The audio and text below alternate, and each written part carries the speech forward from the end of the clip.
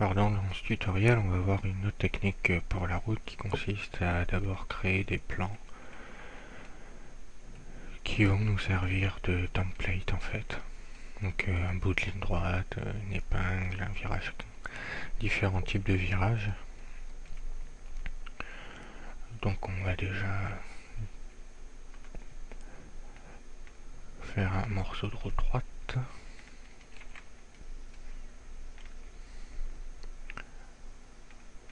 Longueur 12, largeur, on va faire 10 mètres.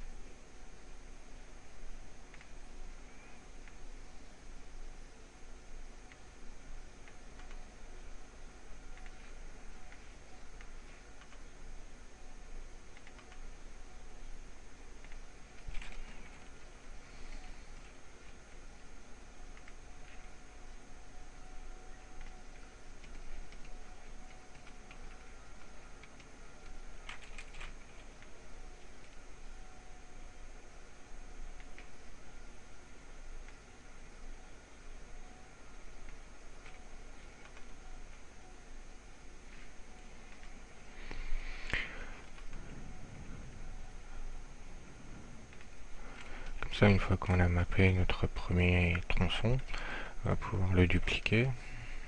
Maintenant Shift. Et pouvoir le transformer un peu à notre convenance en utilisant les différents modificateurs. Par exemple un bend. Donc XY. On va pouvoir donner une courbure à nos virages. Enfin, je conseille de faire les angles 45.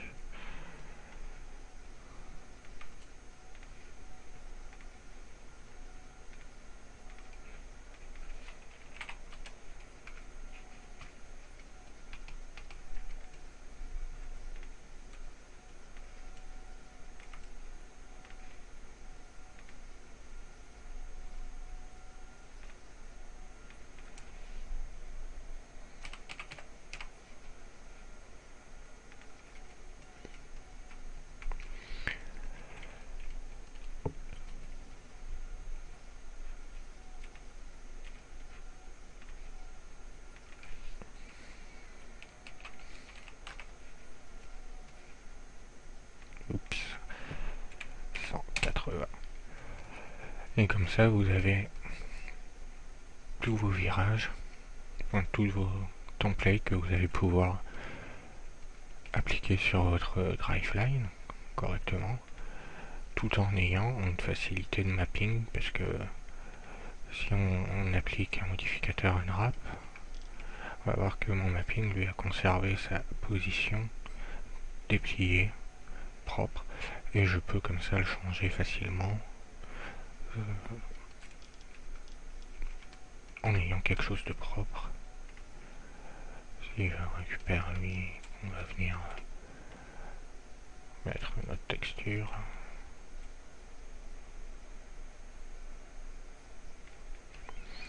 Ça reste propre. Bon, c'est un peu étiré, mais la dimension est un peu trop grande, ça après. Et donc en faisant comme ça, on peut se faciliter un peu la création, parce que je n'aurai plus qu'à venir sélectionner la partie qui m'intéresse et venir la coller. Alors c'est un peu plus long parce qu'après il va falloir revenir coller les parties entre elles.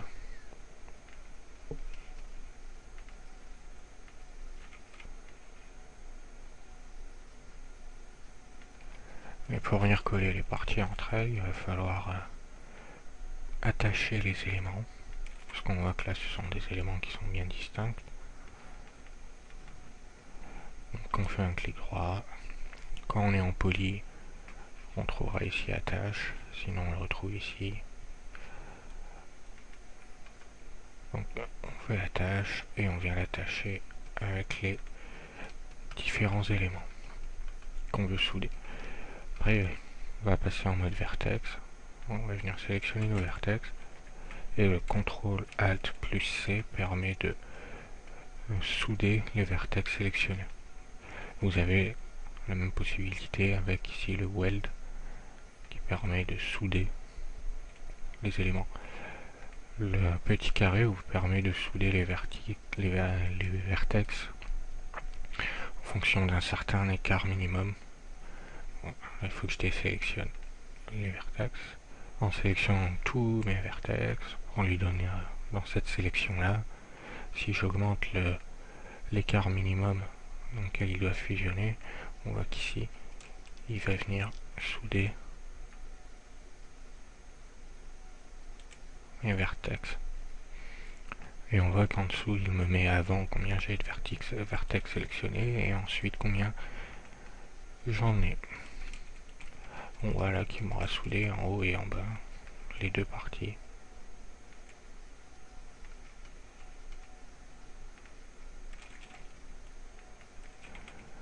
Ainsi maintenant je n'ai plus qu'une seule route.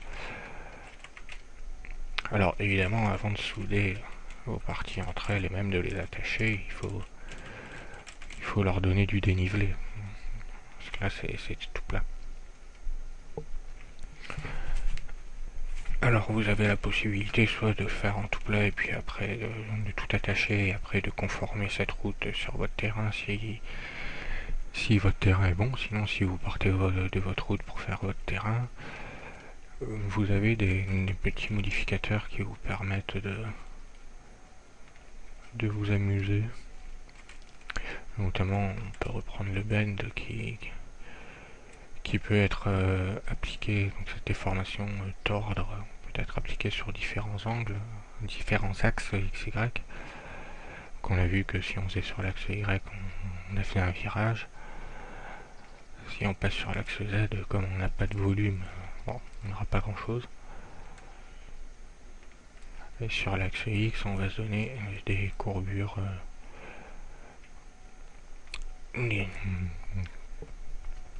courbures de route qui peuvent être sympas pour courir du tunnel par exemple, hein, si vous avez envie. La direction vous permettre d'en faire un peu plus un trapèze ou quoi qu'est-ce. Sinon vous avez la possibilité pour donner une inclinaison traditionnelle, pivoter, bouger vos points un à un, utiliser des modificateurs, on a plusieurs comme le bend qu'on a vu tout à l'heure. Donc vous avez aussi la possibilité de mettre un wave par exemple. Un wave, si vous mettez des paramètres corrects, vous pourrez obtenir, si on va mettre un dénivelé de 3 mètres, l'amplitude 2, on voit que c'est l'amplitude des bords, on va mettre 3 mètres également, et on se retrouve bien avec une montée. Et là par exemple, si je diminue ou que j'augmente la valeur de ma vague, la longueur de ma vague, je vais pouvoir avoir quelque chose de plus ou moins lisse. Sinon vous avez la traditionnelle Freeform Deform Box, pardon, qui est une cage rajoutée autour de la 3D qui va vous permettre de déformer la 3D sans agir sur ses vertex. Enfin, ça va agir tout seul, vous allez voir. Si on développe ici le petit plus pour accéder au contrôle point, pouvoir sectionner ici toute ma bande.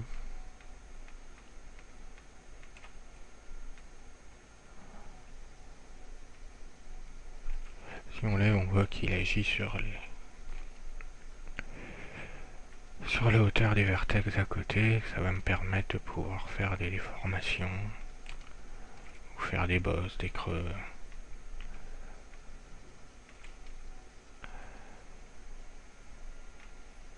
Donc voilà pour la construction de route en tronçon.